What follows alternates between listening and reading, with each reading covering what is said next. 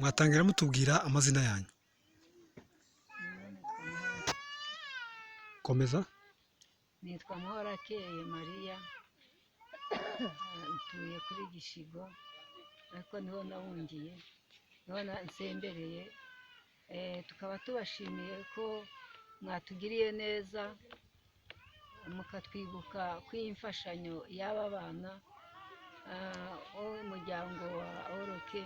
Turabashimiye cyane, turabashimiye ko mwatwibutse nkatwe tw'abapfakazi. Nkanjye nari mfite abana 8, nongeyeho n'abana 10, ariko mwangiriye neza kuba mwamfashije kw'aba bana. Tukaba tubonye ifu yo kunywa, tukaba tubonye isukari, tukaba twabonye amata. Ni ukuri turashimye cyane. Imana ibahe umugisha ku byo mukora no kwitanga, uko mwagize kwitangira imfubyi n'abapfakazi. Imana ibahe umugisha. Nubwo bigoye, turi mu bihuru, turagowe. N'uyu munyu ntitwari tuwufite, isoko ntiryaremye. None uyu munsi wa none mwatugiriye neza, Imana ibahe umugisha. Tutibagiye kwishimira uyu mukozi w'Imana Mbonyi Profe, watugiriye neza, aradushakisha. Twasaga n'abatazwi, twabaga mu gihuru, ariko Imana ibahe umugisha kubw'iyi mwadukoreye.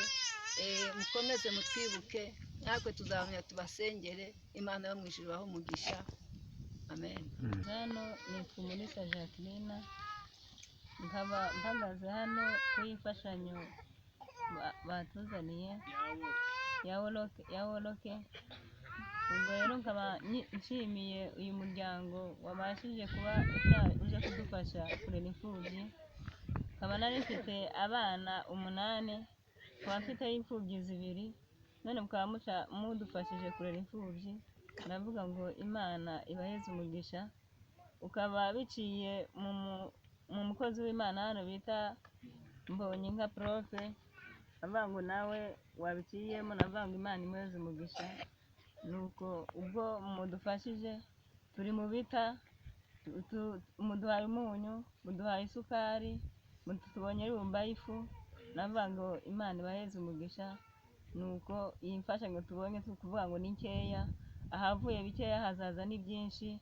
Ndavuga ngo mwebwe duhanze amaso, mukomeze mudufashe kurera. Imana ibahe umugisha. Ubundi batarabaho iyi mfashanyo, aba bana twifuza kumenya uko bari babayeho.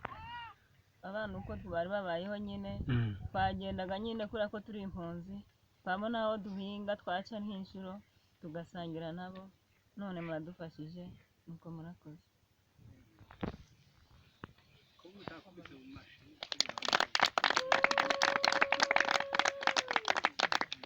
Tuguhaye icyubahiro, tuguhaye impundu Mwami Yesu.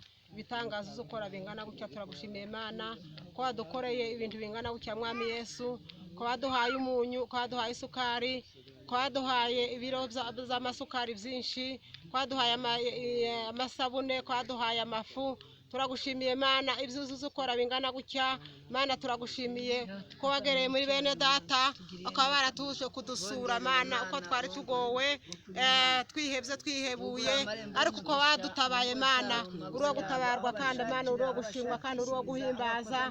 Urabikwiye Mana yera, uri uwo gushimwa Mwami Yesu. Ushimwe uhimbazwe. N'undi munsi Mana uzodukorere gutya, n'undi munsi Mana uzoturonkore bene ibingibi bimeze